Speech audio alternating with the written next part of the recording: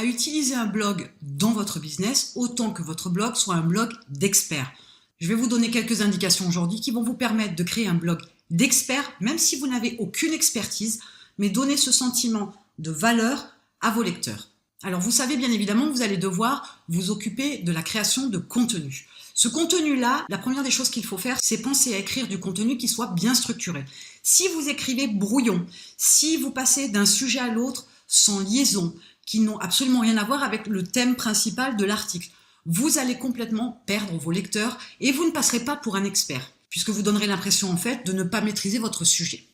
Vous allez devoir aussi créer du contenu pour trouver une audience. Donc ça veut dire aussi qu'il faut adapter votre écriture, pas le style, mais la manière dont vous allez vous adresser à vos lecteurs, à votre éventuelle audience. Les mots que vous allez employer vont faire toute la différence. Donc dans la création de contenu, il est important de savoir à qui vous vous adressez de façon à pouvoir adapter votre vocabulaire, votre approche en fonction de votre audience pour pouvoir la trouver. Ceux qui vont vous lire et qui vont se retrouver dans votre manière d'écrire, dans votre manière d'aborder les sujets, vont être ceux qui vont être votre audience. Donc il faut être en adéquation avec leur langage, leur façon de penser, leur façon de voir les choses, leur façon de dire les choses. Vous devez aussi identifier l'audience, comme je vous le disais précédemment, parce que c'est un contenu qui va être complètement différent. Si vous vous adressez à une audience qui a 20 ans, à une audience qui a 40 ans ou 60 ans, si vous vous adressez à un type de personne particulier, mais que ce soit un homme ou une femme, vous n'allez pas non plus vous adresser à votre audience de la même manière. Selon que vous allez aborder le sujet sous un certain angle ou sous un autre, vous n'allez pas non plus utiliser les mêmes arguments, les mêmes informations, le même point de vue, parce que ce sera des approches différentes pour une audience différente. L'identification d'une audience est à elle seule un facteur important dans la création de vos contenus. Donc il est important de bien l'identifier. Et ce contenu que vous allez créer, il vous faut le créer aussi régulièrement. Si vous écrivez un article par an, que voulez-vous qu'il se passe? Déjà en termes de référencement, ça va être un peu le bide, mais en plus, vous n'allez pas avoir de contenu à promotionner et le peu que vous aurez fait que vous allez vous perdre dans la masse et un expert peut fournir des informations en grande quantité puisqu'il est expert dans son domaine. Il a des connaissances, des compétences, donc il a beaucoup de choses à dire. Si vous ne dites pas grand-chose, forcément, vous n'êtes pas un expert. Votre contenu, vous le créez sur un sujet spécifique qui est votre domaine de compétences, votre expertise. Et vous ne devez absolument pas en sortir. Ça, c'est important. Si vous commencez à parler cuisine et que vous déviez en parlant création de cabane au fond du jardin, vous êtes complètement hors sujet. Vous allez passer pour un clown de service plus que pour un expert. Donc, il faut rester concentré sur votre sujet et ça, c'est une importance aussi capitale en termes de référencement. Comme vous avez un contenu uniquement sur votre thématique, votre sujet de prédilection, votre sujet d'expertise, vous devez être aussi capable de créer du contenu qui doit être bien évidemment donc dans votre thématique, mais aussi dans votre champ de compétences et avec ce qui se fait en termes d'actualité. Vous devez être capable de pouvoir parler d'une nouvelle méthode qui est sortie dans le référencement. Vous devez être capable de parler d'un nouveau style de cuisine qui fait fureur en ce moment. Vous n'êtes pas forcément obligé d'approfondir le sujet, mais vous devez être capable d'écrire sur ce sujet-là parce que vous avez déjà donné votre point de vue. Vous pouvez analyser cette nouvelle méthode, cette nouvelle cuisine.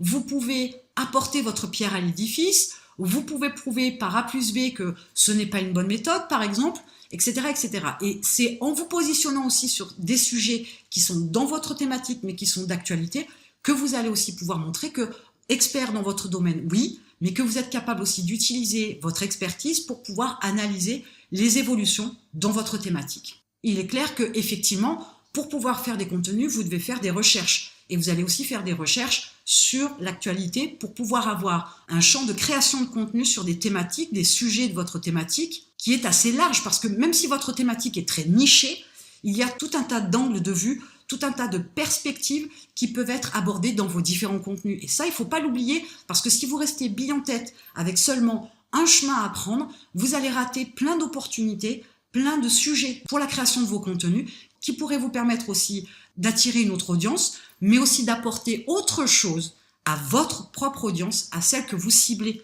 Et il ne faut pas oublier que quelque part, vous avez une responsabilité en tant qu'expert, c'est de pouvoir aussi aider votre audience à réfléchir. Et plus elle a d'informations, plus elle a d'angle de vision, plus elle est capable de se positionner, de faire des choix dans sa vie, dans sa cuisine ou dans son référencement, par exemple, comme je parlais précédemment. Donc les recherches sont obligatoires pour pouvoir avoir des contenus de qualité et de valeur. Il est clair aussi que créer du contenu sous différents angles par rapport à ce qui se fait en général à travers Internet, va vous permettre aussi de vous positionner en tant qu'expert dans la mesure où vous allez analyser ce qui se fait, ce qui est connu, ce dont on parle régulièrement, mais aussi vous allez pouvoir vous positionner sur un point de vue qui vous est propre. C'est là aussi une manière de pouvoir vous différencier, mais de pouvoir aussi asseoir votre expertise, parce que vous avez aussi la faculté d'ouvrir votre champ de vision sur les sujets que vous abordez dans vos différents contenus. Et vos contenus, comme ils s'adressent à une audience bien spécifique, doivent être faciles à lire.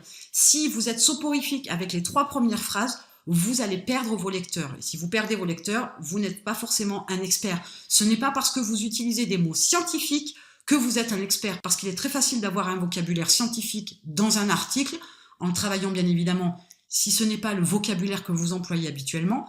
Mais il faut savoir que sur le principe, hormis si vous vous adressez à des experts, à ce moment-là, c'est important. Mais en général, on a tendance à créer un blog pour le tout venant, entre guillemets, pour pouvoir être compris par une grande majorité. Donc, il faut absolument avoir du contenu qui soit facile à lire.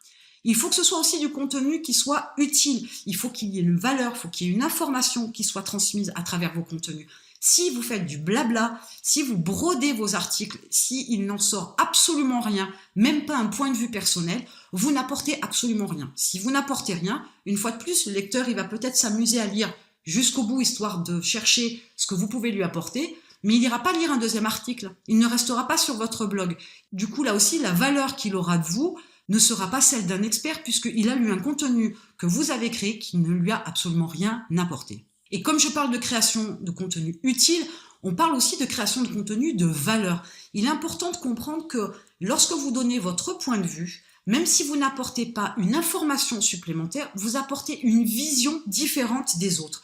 Et c'est en apportant une vision différente que vous apportez aussi de la valeur. On pense toujours qu'il faut donner des chiffres, des pourcentages, rapporter une étude qui a été faite récemment sur un sujet particulier. Ce n'est pas toujours le cas. Il y a la possibilité aussi de créer de la valeur en apportant une information différente, en apportant votre point de vue. Et on oublie que quelquefois, c'est votre point de vue qui fait ce que vous êtes et qui fait de vous peut-être un expert parce que vous regardez les choses sous un autre angle. Pensez au fait que vous êtes unique et que votre business, et votre blog du moins en l'occurrence, a cette particularité-là, c'est que c'est le vôtre. Donc il vous ressemble, donc il a vos valeurs, vos qualités, votre particularité, votre couleur, votre teinte, votre expertise à vous personnellement. Et c'est là où vous pouvez faire aussi la différence, c'est en vous positionnant différemment par rapport à ce qui se fait. Vous devez créer du contenu en quantité. Alors, je parlais tout à l'heure de créer du contenu de manière régulière. Vous pourriez écrire un article par an et vous me diriez dans ce cas-là que vous êtes sur une certaine régularité, certes, mais vous n'êtes pas sur une certaine quantité. La quantité, c'est pas non plus un article toutes les 2 heures. Ne tombons pas dans les excès. Il vaut mieux faire un article par semaine qui soit consistant, de valeur, facile à lire, etc., plutôt que d'avoir un article toutes les 2 heures qui finalement n'apporte absolument rien. La quantité joue aussi son rôle. On sait qu'un minimum de 3 articles par semaine commence à être intéressant en termes de référencement, et si en plus vous y apportez de la qualité, vous auriez tout gagné. Mais il faut penser qu'aujourd'hui, le développement d'Internet, la quantité de création de contenu qui se fait tous les jours fait qu'un contenu par semaine, un article par semaine ne suffit plus. Le minimum, c'est 3. Et encore, je vous dis, avec une certaine retenue, j'aurais même tendance à vous dire qu'avec 5 articles par semaine de qualité, vous ferez vraiment la différence. 3, vous restez encore dans une espèce de moyenne. Et je sais que c'est compliqué, la création de contenu. Et je sais qu'il est difficile d'écrire un article pour pouvoir publier ça chaque jour de la semaine et avec une certaine quantité de mots et avec une certaine valeur, etc. Donc c'est pour ça que je vous dis que faites au moins 3, ce sera déjà une bonne base. Et puis pour être reconnu comme un blog d'experts, il vous faut faire la promotion du contenu. C'est quelque chose que la majorité des blogs oublient. Une fois qu'ils ont créé leur article, ils le publient sur leur blog et ils attendent que les moteurs de recherche fassent leur travail. Majoritairement, tous les moteurs de recherche ne viendront pas immédiatement sur votre blog et par ricochet, votre contenu ne sera pas référencé immédiatement, ne sera pas trouvable immédiatement. Du coup, ça permet aussi de ralentir la progression de votre blog. La promotion de contenu est quelque chose qui doit prendre 80% pour 20% de création. Si je devais faire un équilibre, on est plutôt sur cette optique-là. Créer un article de qualité et faites-en la promotion de manière très étendue à travers le web sera beaucoup plus intéressant que de créer 5 articles par semaine qui ne seront pas promotionnés. Pour pouvoir être reconnu comme un expert, il faut la quantité certes, la qualité certes, mais il faut aussi mettre ça sous le nez de tout un tas de personnes. Si vous ne vous mettez pas en avant sur diverses plateformes, les réseaux sociaux, des plateformes d'articles, etc., vous n'aurez pas de reconnaissance, vous ne serez pas vu. Si vous n'êtes pas vu, vous n'êtes pas reconnu comme un expert. Donc, il vous faut absolument vous préoccuper de la promotion de votre contenu. Vous savez que les réseaux sociaux sont très utiles pour construire votre autorité, pour pouvoir être perçu comme un expert.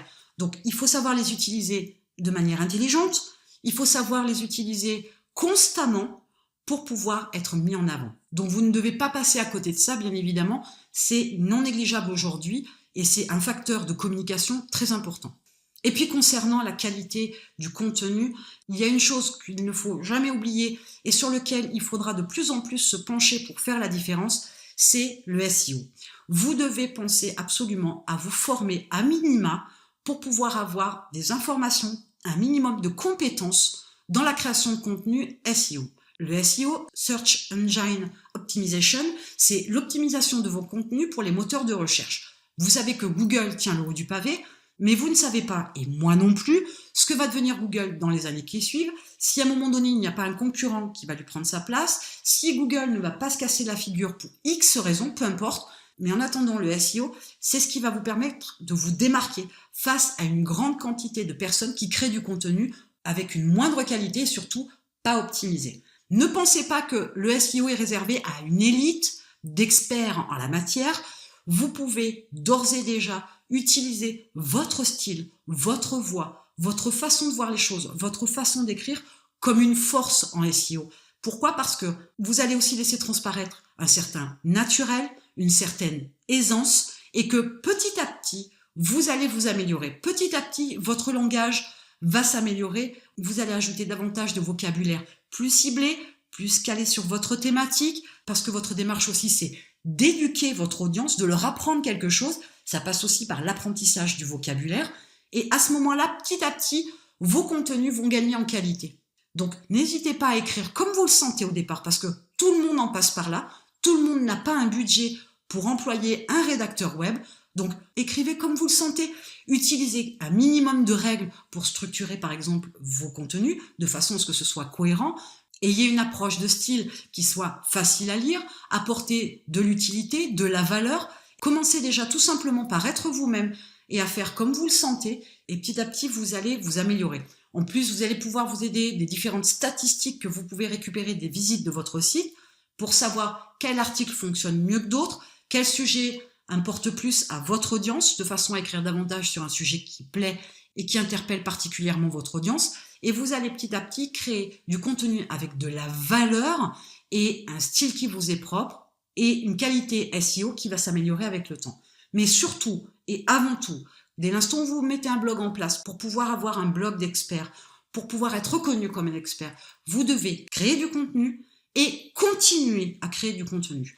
Ne vous arrêtez pas. Il est certain qu'à un moment donné, votre blog vous permettra de générer de l'argent et vous permettra d'engager un rédacteur web pour le faire. Mais en attendant, de toute façon, vous devez créer du contenu et continuer à créer du contenu.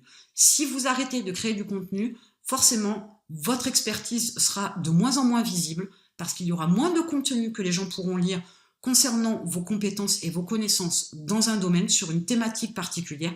Et à ce moment-là, vous allez perdre en qualité vis-à-vis de votre blog. Et par ricochet, vous aussi, en tant qu'expert, votre valeur va diminuer. Donc n'oubliez pas, créer du contenu et continuer à créer du contenu. Et en attendant, je vous retrouve de l'autre côté.